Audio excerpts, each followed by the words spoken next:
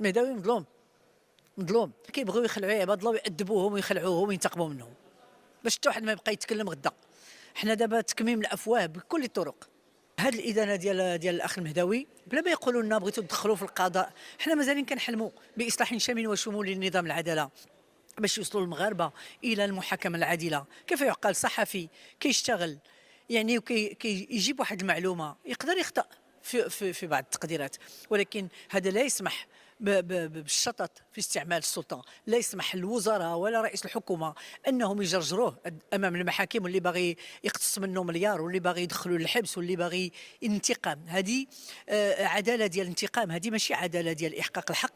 فكل تضامن مع الاخ المهداوي، بركه من هذا الشيء هذا ديال التخويف ديال الناس وانتقام من الناس، وهذه الغرامات الكبيره وهذه السنوات ديال السجن النافذه، في الوقت اللي السيد الوزير ديال